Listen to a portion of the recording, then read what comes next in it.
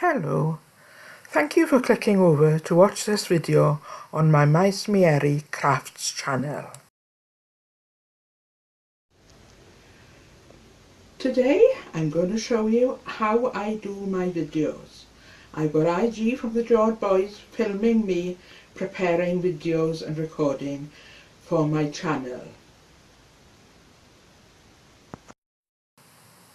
The first thing I do is set up the little camera that I've had for a while taking photos for my blog and put it on top of a tripod in front of my nice comfy chair in the sitting room. You can see details of some of the equipment I'm using in my blog if you want to click over to see that later on. I do set the camera up a little bit high to force me to look up when I'm speaking, because I was finding that I was leaning forward and bending my face away from the camera a bit. Once everything is set up, I sit down and start speaking. I do find that I make the occasional blooper that has to be edited out, where I forget what I'm doing or say something wrong. I try to record the beginning and end of several videos at the same time because I'm usually crafting more than one item and waiting for them to dry in between, so I'm working on more than one video at the same time. I also try to do the Welsh and English of each video clip, one after the other, so that I'm saying roughly the same things. Mae'r garden rwy'n mynd i wneud heddi yn un sy'n cael ei galw yn shaker card. In today's video, I'm going to be making a quick and simple card. Something that even a beginner can do from a kit. There are a few hints in this video of the crafting projects I'm working on at the moment that will be videos on my channel before long. Today's card is going to be a shaker card. Some people think they are very difficult to do, but I'm going to show you how to make a quick and easy one today. I hope you like it. 2, 1, action. Of course there are more difficult ways to make a shaker card. As soon as the pieces to camera have been recorded, I change the tripod around so that the camera is facing down and I shorten the legs before moving it to the kitchen table for my crafting at the kitchen table.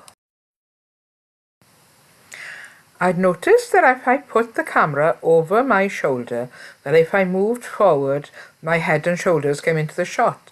So I found it easier to record from the opposite side and then turn the image in the software while editing.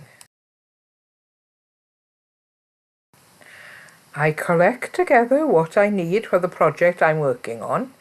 You can see under the tripod there's a collection of stuff for a project I'm working on now, for a video that will come out before long. Before I sit down and start working, I make a quick video to make sure that the camera is pointing down where I want it to be.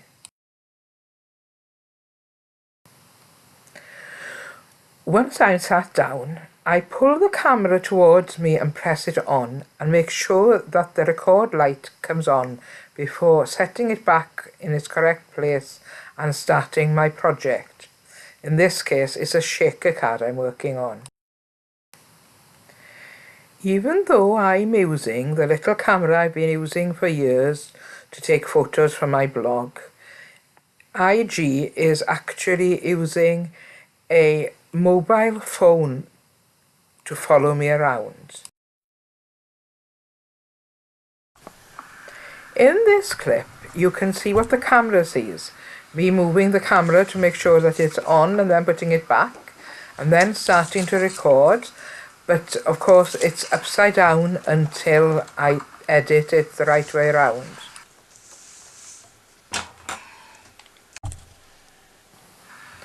And this is the clip after I've done the edit, cutting out the bit where the camera was moving and turning the picture so that it looks as if I'm looking down at me working.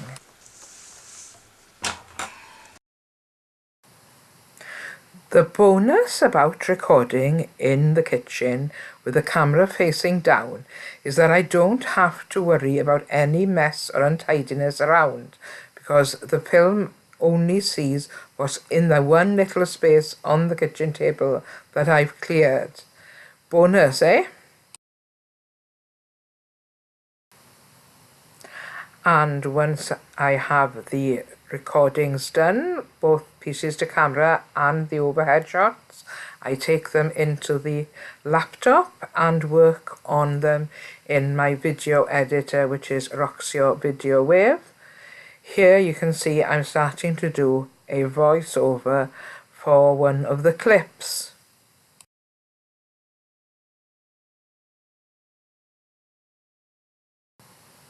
And here we have two sneaky peeks of the two bits of craft I was working on while making this video.